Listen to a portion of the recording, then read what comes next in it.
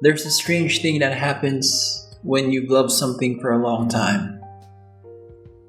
You don't fall out of love with it all at once. It's not dramatic. One day you're watching a new show and it looks incredible. The fight scenes are clean, the art is sharp, the music hits exactly where it should, and yet somewhere around episode 4, you pause it. You don't come back for 3 days, and when you do, you're not sure why you even bothered. Nothing went wrong. The show did everything right, but somehow you felt nothing. That's the feeling this video is about. Not anime is bad now, not everything was better back then. Just this quiet, strange sense that something you genuinely love has become hard to feel. And the worst part is, you can't quite explain it. So you scroll, you start another show, you hope the next one will be the one that breaks through. Sometimes it does, for a few days, then it fades again. If that sounds familiar, stay with me. Anime has never been bigger. That's not an opinion, that's just true. The global anime market hit a record high in 2024. Hundreds of shows air every single year. The art is more refined than it's ever been. The reach is massive. You can watch anything right now in your language, on your phone, in bed, before you've even fully woken up. More shows, better budgets, faster releases, no waiting, no hunting. And yet, somehow, fewer things stick. Fans talk about seasonal burnout like it's just a given now. You finish a cover, get it in a week, and immediately start looking for the next thing. Not because you want to move on, but because the rhythm of it all keeps pushing you forward before you've had a chance to sit with anything. You still want to love anime. That's what makes this feeling hard to shake. If you just stop caring, it would be simple. You'd move on, but you haven't moved on. You're still here, still searching, still hoping the next one lands. And that gap between what you want to feel and what you actually feel is exactly what's worth talking about. Here's a way to think about it. Anime used to be something you found. It didn't come to you. You had to go looking, and finding it felt like something. You borrowed a disc from a friend. You stayed up late, downloading files that took 3 hours. You watched something on cable at an hour that made no sense for a school night. The friction was real, but the friction was also part of it. It made the thing feel like yours. And because you had fewer things, you stayed with them longer. You watched the same shows twice, 3 times. You thought about them between episodes. You talked about them in small corners of the internet where everyone else had also done the work of finding them. That shared effort made the community feel close, even when you never met anyone in it. Now everything is instant. The catalog feels endless. Nothing asks anything of you. And when nothing asks anything of you, it's hard to feel like anything matters. One thing the research on this is clear about, our brains need space between stories to actually process them. Not just to rest, but to internalize them, to let what we felt move the moment itself into something that lasts. When you go from one show straight to the next, that process gets cut off. The emotion stays shallow. You feel something while it's happening, and then it just dissolves. Anime used to enter your life slowly. Now it floods you. And there's a real difference between those two things. Think about the shows that left a mark on you. Neon Genesis Evangelion, Cowboy Bebop, Clannad, After Story. Serial Experiments Lane, maybe different ones for you, but you know the feeling. Shows that didn't just entertain you, but somehow got inside you. Shows you still think about. What did those shows have that a lot of modern anime doesn't? Breathing room.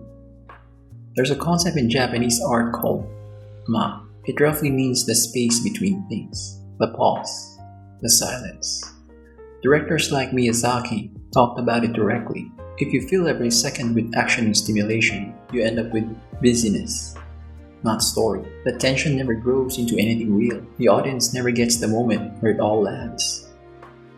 The older shows understood this. They let you sit in the scene. They let silence do work. They weren't afraid of a slow episode, a quiet episode, An episode where nothing much happened, but everything was felt. Modern anime operates differently. Platforms need new content constantly. A show has roughly 3 episodes to prove itself before viewers move on, so directors are under pressure to hook you fast. Big twist, massive action, emotional peak, all before you've had any reason to care about anyone in the story. Characters die before you know them. Stakes are raised before any foundation is built, and the result is technically impressive and emotionally weightless. This isn't a knock on every modern show. There are still exceptions, but the system that produces them isn't designed for resonance anymore. It's designed for reach, and those two things are not the same. But here's where it gets more honest. This isn't just about anime. Not really.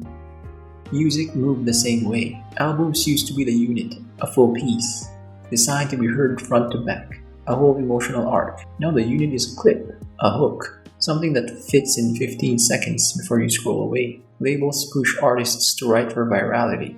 Songs are made to be sampled, not sat with. Gaming did the same thing. A single-player game with a beginning, middle, and end has been slowly replaced by the live service model. Games designed to never finish, to keep you returning through daily tasks and seasonal rewards, to make you feel like you're falling behind if you stop. The game is never done. You are never done. There's no moment where you finish it and sit back and feel something complete. And social media? Well, you already know.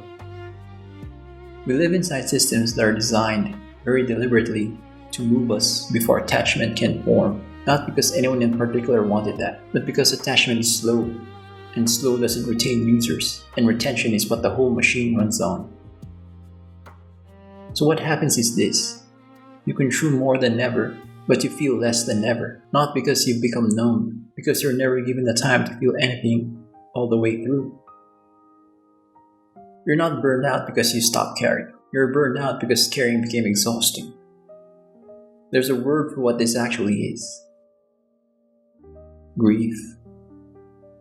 Not big grief, not dramatic grief, just the quiet kind. The kind you feel when something that used to fit your life perfectly doesn't fit anymore, and you can't quite see when it changed.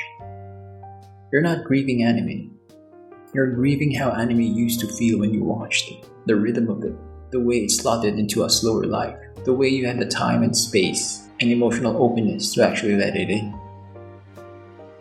You were a different person then, maybe younger, maybe with more hours that belong only to you, maybe with fewer things pulling at your attention, maybe just more willing to be moved by something before life taught you to be careful with that. That version of you sat with shows, let them grow on you, cried at things that weren't even that sad, because you were so far inside the world of the story that the distance between you and the characters had collapsed. That's not easy to recreate. Honestly, it might not be fully possible to recreate it, not the same way, and trying to get back there by watching more, faster, is exactly the wrong move. You can't fill that gap with volume. You've been trying to get old feelings using a new environment, and those two things don't fit together. So what do you actually do with this? And I think the answer is a list of tips. I think it's more like a shift in what you're looking for. You don't need to keep up with every season. You don't need to watch the thing everyone is talking about by Sunday. You don't need to have an opinion on every new show before the hype dies down. You're allowed to watch one thing slowly. You're allowed to pause mid-episode and let it sit. You're allowed to rewatch something old that meant something to you, not as nostalgia, but because it still has things to say. You're allowed to opt out of the pace. And maybe, separately from all of this, it's worth asking what you actually want from anime now. Not what you wanted at 16, not what you used to want. What does it mean to you now, as the person you've actually become, with the life you're actually living? Because that answer might be different, and that's okay. That's allowed to be okay. The fact that anime feels distant right now doesn't mean it's gone from you. It means your relationship with it is due for a change. Not an ending, just a change. The thing you love is still in there. The part of you that can be moved by a story, that could find a show and feel genuinely less alone because of it. That part didn't leave. It just needs different conditions now. Slower ones, quieter ones, ones that you actually have to create on purpose, because the world around you certainly isn't going to create them for you. So maybe the question isn't, how do I make anime feel the way it used to? Maybe it's, what would it look like to actually let something in again? That's the question worth sitting with. And if you made it to the end of this, if something in here felt true, then I think you already know what the answer looks like. You just need a little quiet to hear it.